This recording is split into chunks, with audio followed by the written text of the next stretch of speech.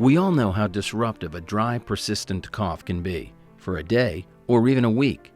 But imagine that, maybe coupled with breathlessness or chest pain, happening for a year or even 2. Making trip after trip to the doctor, receiving misdiagnosis after misdiagnosis, not getting any better, and feeling your health decline further and further.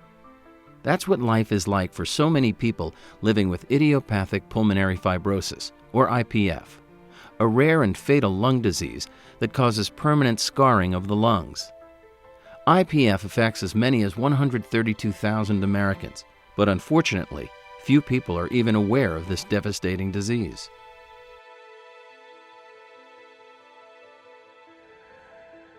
The first time I noticed symptoms of IPF with my dad was just a cough. It was in 1996.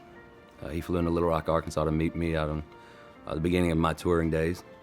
When he got off the plane, he kind of doubled over and had a violent coughing fit that lasted a pretty long while. It scared me, scared my mom, scared my brother a little bit. We were kind of alarmed at, like I said, how violent it was. The cough persisted and it got more frequent and it was more violent, lasted longer. He lived with IPF for about 6 years. 4 years of those were going through misdiagnosis after misdiagnosis. Finally went to a pulmonologist that recognized what it was, IPF. 2 years after that, he passed away. So 6 years total living with it, which is a fairly long time for this particular disease. Sadly, my dad lost his fight with IPF at a young age of 46. I came down with what seemed like a continual cold. It didn't want to go away.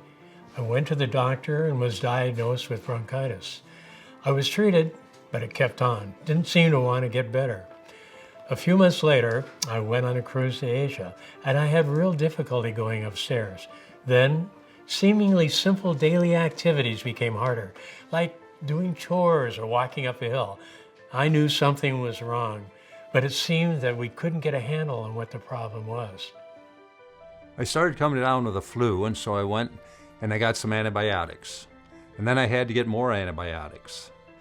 And I just kept going downhill, and I was really getting worried. In fact, I didn't know what to do. Hopefully, the doctor could do something, and so I went back, and finally I was put in the hospital, and that's when they found out, after a time, what was going on. And at the time, I was scared to death. I really thought I was going to pass away. In fact, to the point that my wife called and had my 3 sons come in. They flew in and drove in from New Mexico and New York City to be with me, and they were in the room, and I was just scared to death. Diagnosing idiopathic pulmonary fibrosis, IPF, can be difficult and take years because the symptoms, including breathlessness and a dry, persistent cough, can be nonspecific. The symptoms can also be confused with more common diseases, including chronic obstructive pulmonary disease, COPD, asthma, or even congestive heart failure.